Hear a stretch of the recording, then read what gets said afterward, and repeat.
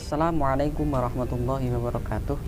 Perkenalkan, nama saya Afif Naufal dari Prodi Pendidikan Bahasa Arab UIN Suka, Yogyakarta. Pada kesempatan kali ini saya akan memperkenalkan sebuah buku yang berjudul Ilmu Pendidikan Islam yang dikarang atau ditulis oleh Profesor Ahmad Tafsir, Profesor Dr. Ahmad Tafsir.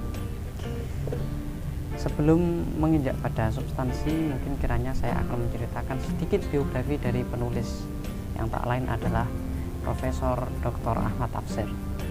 Ahmad Tafsir dilahirkan di Bengkulu pada tanggal 19 April 1949. Beliau mengawali pendidikannya di sekolah rakyat yang sekarang dikenal dengan SD.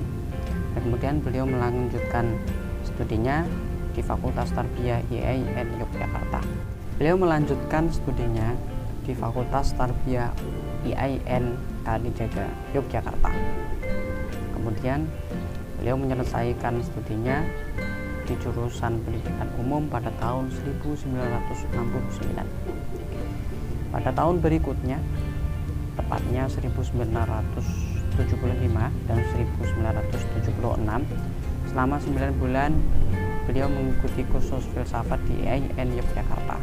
Pada tahun 1982 beliau melanjutkan program S2-nya di IAIN Jakarta, dan tepat setelah 5 tahun, yakni pada tahun 1987 beliau menyelesaikan program S3-nya di IAIN Jakarta.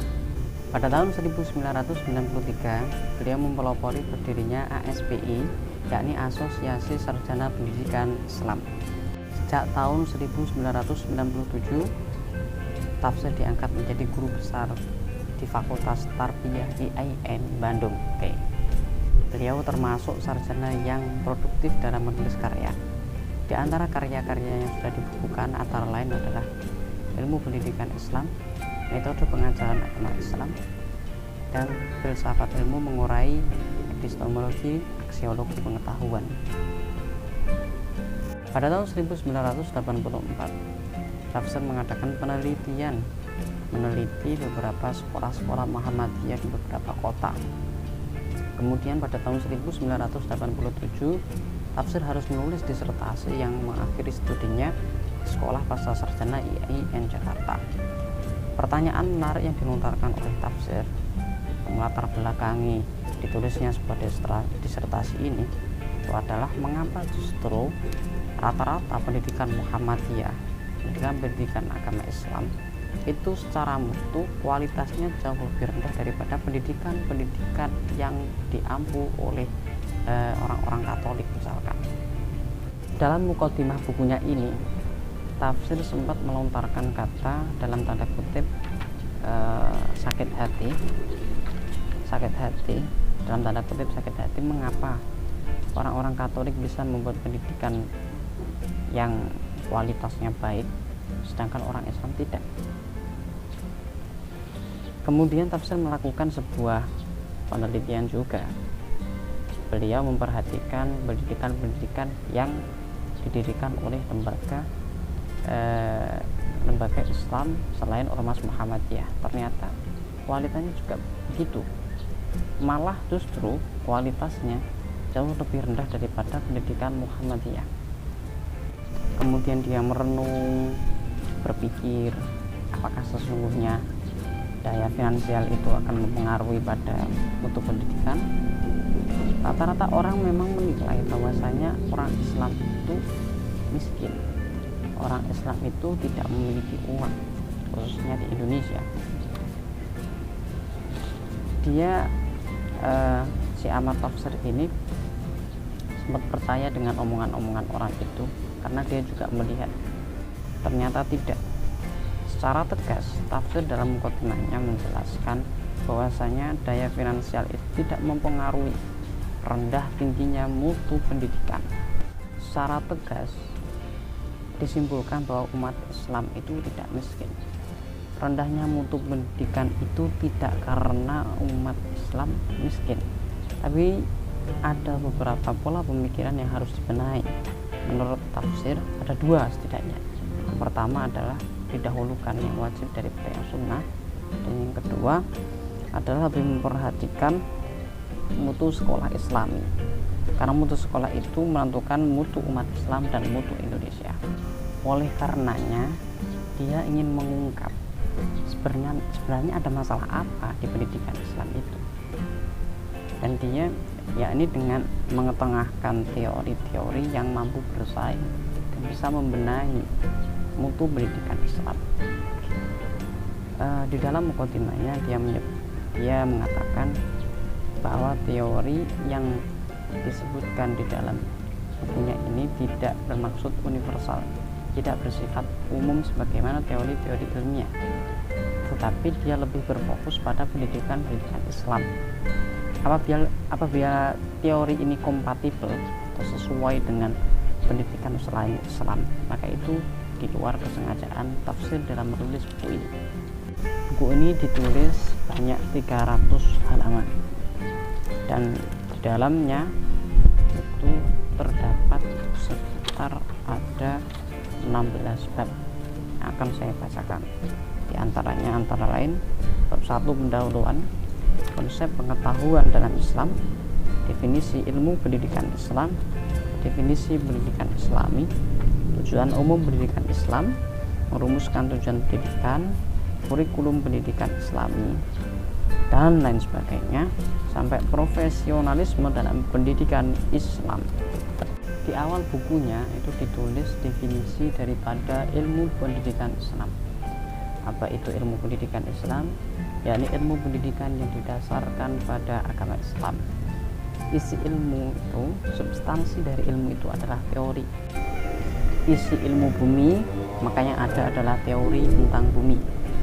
Ketika Anda membuka ilmu tentang sejarah, maka Anda akan menemukan teori-teori tentang sejarah dan lain sebagainya. Begitupun juga dengan ilmu pendidikan Islam, Anda akan menemukan teori-teori penting yang berkaitan dengan pendidikan Islam. Lalu pendidikan Islam dilihat dari kata Islam, maka sudah jelas di situ bahwa artinya ilmu pendidikan Islam adalah ilmu pendidikan yang didasarkan pada Islam.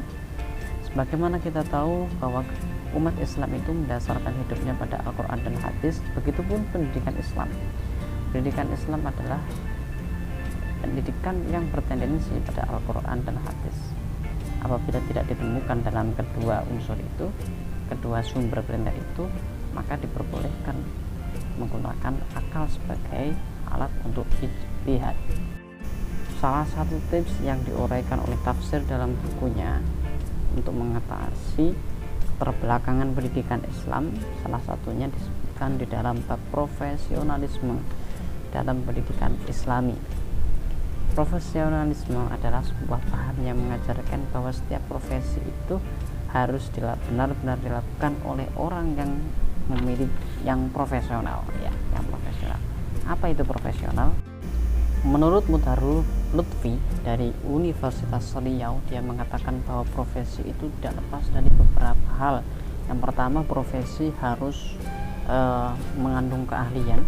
Yang kedua, dijalankan dengan sepenuh hati dan tidak ada pemaksaan. Dan yang ketiga, bahwasanya orientasi daripada profesi itu adalah untuk masyarakat dan tidak untuk dirinya sendiri.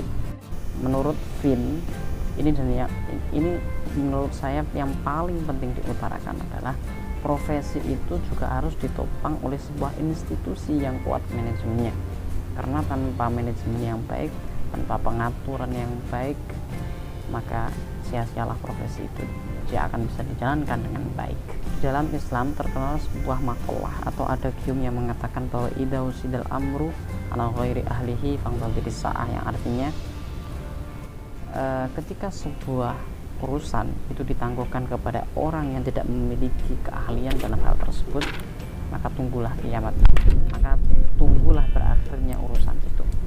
Maka sesuai dengan adagium itu berarti orang yang dibebankan atas suatu bidang, maka dia harus memiliki keahlian khusus dalam bidang tersebut. Misalkan tentang pendidikan, di antara profesionalisme yang harus diterapkan di dalam pendidikan Islam, Ahmad Tafsir sudah menyampaikan beberapa hal. Yang pertama adalah profesionalisme pada tingkat yayasan. Nah, yayasan sekolah itu di bawah naungan yayasan, dan terkadang yayasan ini tidak hanya mengelola sekolah, tapi ada kegiatan-kegiatan atau unit-unit lain yang di bawahnya. Misalkan ada koperasi, ada rumah sakit, ada koperasi, dan lain sebagainya ya, dan lain sebagainya. Maka diharuskan kepada pengurus yayasan itu meletakkan orang-orang yang memiliki profesionalisme di setiap bidang yang dipeganginya. Yang kedua adalah penerapan profesionalisme di tingkat pimpinan sekolah. Maka sangat penting sekali memilih kepala-kepala sekolah, pemimpin sekolah yang memiliki profesionalisme yang tinggi. Karena kalau tidak begitu, maka akan terjadi bentrokan kebijakan antara kepala sekolah dan guru-guru yang ada di sekolah itu.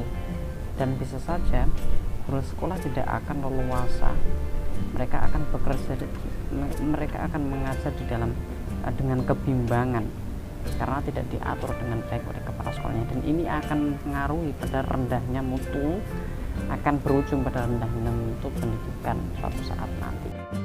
Masalahnya ada sebagian kepala sekolah yang berpendapat bahwa setiap ada guru yang melamar terima saja, nanti setelah sekolah stabil baru guru-guru yang tidak profesional kemudian dipecat. Nah, kenyataannya untuk memecat atau mengeluarkan guru yang tidak profesional itu sangatlah sulit.